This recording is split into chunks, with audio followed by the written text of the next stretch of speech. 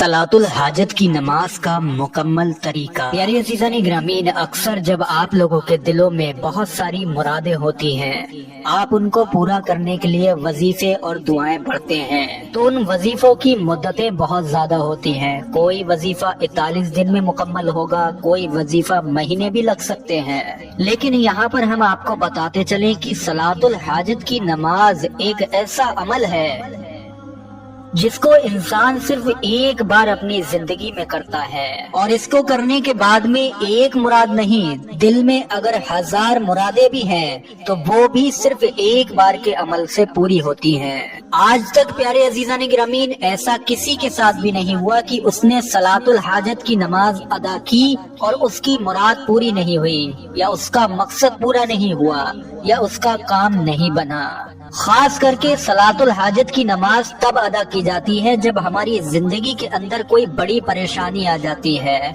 कोई काम हमारा बिगड़ जाता है, या किसी मुराद की कबूलियत हमें बहुत कम वक्त में जल्द से जल्द कराना होती है, तब सलातुल हाजत की नमाज अदा की जाती है।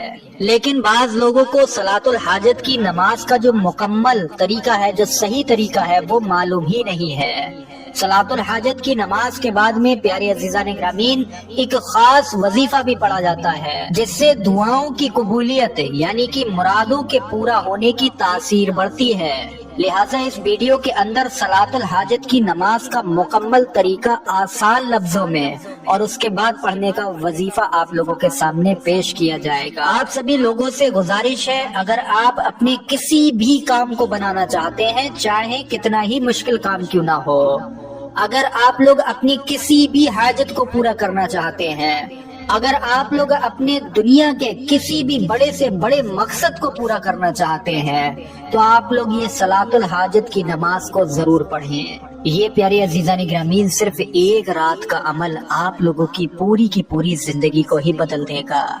यकीन ना आए तो आप लोग इसको जरूर आजमा लें। आप सभी लोगों से गुजारिश है, वीडियो पर एक लाइक जरूर कर दें और सबाब की नीयत से इस वीडियो को आगे शेयर भी जरूर करें। मुख्तसर से लफ्जों में समझा दूं कि इस नमाज को कौन कौन लोग अदा कर सकते हैं। तो मेरे प्यारे अजीज़ान ग्रामीन, जो कोई लोग अपने दिल में 1 या 1000 या लाख मुरादें रखते हों, वो इस नमाज को अदा कर सकते हैं। इंशाअल्लाह तबारक व तआला उनकी सारी मुरादें उनको खुद पूरी होती नजर आएंगी।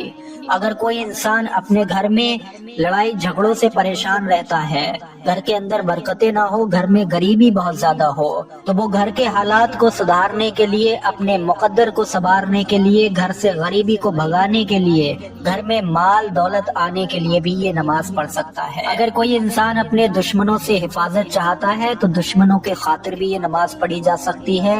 अगर कोई इंसान कर्ज से निजात चाहता है तो कर्ज के लिए भी ये नमाज पढ़ी जा सकती है। अगर कोई इंसान औलाद पाना चाहता है तो औलाद के खातिर भी ये नमाज पढ़ी जा सकती है। अगर कोई इंसान बीमारियों से शिफा चाहता है तो उसके लिए भी ये नमाज पढ़ी जा सकती है। अलगरज की दुनिया की किसी भी किस्म की जरूरत इंसान अपने दिल में रखता हो तो ये नमाज एक बार पढ़े और अपनी जरूरत को पूरा होता हुआ देखे। प्यारे अजीज़ान ग्रामीन, अब आते हैं अपने मौजू पर। देखिए, सलातुल हाजत की जो नमाज है वो 2 रकात से भी पढ़ी जाती है और 4 रकात से भी पढ़ी जाती है। यानी कि इसकी 2 रकात भी हैं, 4 रकात भी हैं। वो आपके ऊपर डिपेंड करता है, जिस हिसाब से आपके पास वक्त है आप अदा करें। कम वक्त है तो 2 रकात पढ़ लें, और अगर ज्यादा वक्त है तो 4 रकात पढ़ लें। अब सलातुल हाजत की नियत की बात करते हैं। आप लोगों को सबसे पहले बता दिया जाए कि ये नमाज आप लोगों को पाक साफ हालत में पढ़नी है, और इस नमाज के लिए आप लोगों का वुजू होना, ताज़ा वुजू होना जरूरी है। ये 2 काम आपके अंदर मौजूद हैं, वुजू है और आप लोग पाक साफ हैं। अब आप लोग नमाज के लिए खड़े होंगे। इस नमाज को पढ़ने का प्यारे अजीज़ान ग्रामीन कोई भी वक्त मुकर्रर नहीं है। ये नमाज नफल नमाज है, किसी भी वक्त में पढ़ी जा सकती है। लेकिन उलमाए इकराम ने, हमारे बुजुर्गान दीन ने इस नमाज को पढ़ने का बेहतर वक्त इशा की नमाज के बाद ठहराया है। یعنی کہ رات کے آپ لوگ کسی بھی پہر میں اس نماز کو پڑھیں تو انشاءاللہ یہ آپ لوگوں کے لیے زیادہ بہتر رہے گا۔ تو آپ لوگ جب جانماز پر کھڑے ہو جائیں تو سب سے پہلے آپ لوگوں کو نیت کرنا ہوگی۔ نیت میں اکثر لوگ کنفیوژن رکھتے ہیں، ان کو سمجھ نہیں آتا ہے کہ وہ کس طریقے سے نیت کریں گے۔ تو پیارے عزیزان گرامین، یہاں میں آپ لوگوں کی آسانی کے لیے بتا دوں کہ نیت جو ہے وہ دل کے ارادے کا نام ہوتی ہے، لیکن لفظوں سے کہہ لینا بہتر ہوتا ہے۔ ہم یہاں پر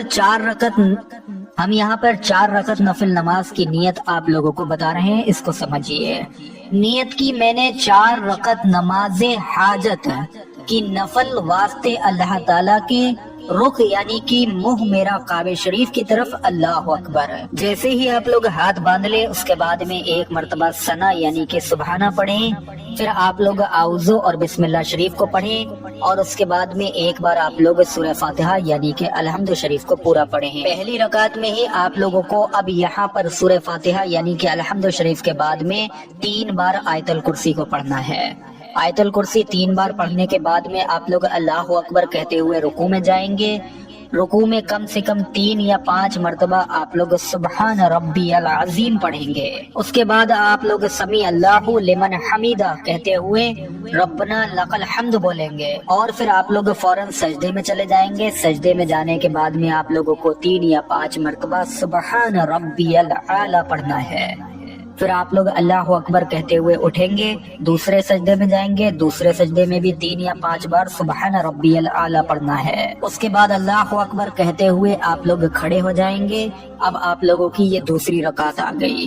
دوسری رکعت میں پیارے عزیزان گرامین آپ لوگ اعوذ پڑھیں، بسم اللہ شریف کو پڑھیں، اس کے بعد ایک مرتبہ آپ لوگ سورہ فاتحہ یعنی کہ الحمد شریف کو پڑھیں۔ اس کے بعد میں آپ لوگوں کو یہاں پر ایک بار سورہ اخلاص یعنی کہ قل هو اللہ شریف پڑھنا ہے۔ دھیان رہے کہ پہلی رکعت میں 3 بار آیت الکرسی پڑھی تھی، دوسری رکعت میں 1 بار سورہ اخلاص پڑھنا ہے۔ پھر ویسے ہی رکوع کریں، سجدہ کریں۔ اب یہاں پر یہ دوسری رکعت ہے، قاعدے میں بیٹھ جائیں اور اتحیات پڑھیں۔ اتحیات پڑھنے کے بعد میں اللہ اکبر کہتے ہوئے تیسری رکعت کے لیے کھڑے ہو جائیں۔ تیسری رکعت میں پیارے عزیزان گرامین آپ لوگ اعوذ پڑھیں، بسم اللہ شریف پڑھیں، اور 1 مرتبہ سورہ فاتحہ یعنی کہ الحمد شریف پڑھیں۔ الحمد شریف پڑھنے کے بعد میں آپ لوگ کوئی بھی ایک بار کوئی سی بھی سورہ پڑھ لیں، چاہے تو آپ لوگ پھر سے قل هو اللہ شریف یعنی کہ سورہ اخلاص پڑھ لیں۔ پھر آپ لوگ رکوع کریں، سجدہ کریں پیارے عزیزان گرامین، اور اللہ اکبر کہتے ہوئے چوتھی رکعت کے لیے کھڑے ہو جائیں۔ چوتھی رکعت میں پھر آپ لوگ اعوذ اور بسم اللہ شریف پڑھیں اور 1 بار سورہ فاتحہ یعنی کہ الحمد شریف کو پڑھیں۔ پھر آپ لوگ 1 مرتبہ کوئی سی بھی سورہ ملا لیں، چاہے تو سورہ کوثر پڑھ لیں، یا چاہے تو چوتھی رکعت میں بھی آپ لوگ 1 مرتبہ قل هو اللہ شریف یعنی کہ سورہ اخلاص پڑھ لیں۔ رکوع کریں گے، سجدہ کریں گے، چوتھی رکعت ہے، قاعدے میں بیٹھ جائیں، اتحیات پڑھیں، درود ابراہیمی پڑھیں، اور آپ لوگ ربنا آتینا پڑھ کر سلام پھیر لیں۔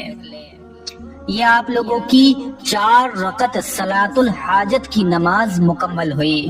اب اس کے بعد میں پیارے عزیزان گرامین جیسے ہی نماز مکمل ہوگی فوراً آپ لوگ اسی جگہ بیٹھے بیٹھے ہی کم سے کم 21 بار جلالی آیت کریمہ کو پڑھیں، یعنی کہ لا الہ الا انت سبحانک انی کنت من الظالمین، لا الہ الا انت سبحانک انی کنت من الظالمین۔ اس کو پڑھنے کے بعد میں اب آپ لوگوں کا یہاں پر سارا کا سارا کام صلاۃ الحاجت کی نماز اور صلاۃ الحاجت کی نماز کے بعد کا خاص وظیفہ مکمل ہوا۔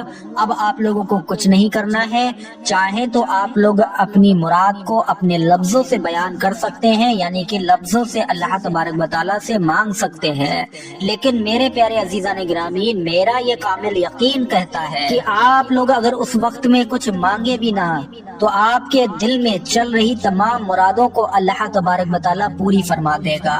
اس نماز کے ذریعے پیارے عزیزان گرامین لوگوں کی صرف ایک حاجت پوری نہیں ہوتی ہے، ان کے دل میں چل رہی تمام اگر 1000 لاکھوں مرادیں بھی انسان رکھتا ہے، ایسا ممکن تو نہیں ہے کہ کسی کی 1 لاکھ مرادیں ہوں، لیکن یہ عمل ایسا ہے پیارے عزیزان گرامین جس کی کوئی لمٹ ہی نہیں ہے، جس میں انسان کی مرادوں کی کوئی لمٹ نہیں ہے، کتنی بھی مرادیں اپنے دل میں رکھتا ہو اللہ تبارک و تعالیٰ پوری فرما دیتا ہے۔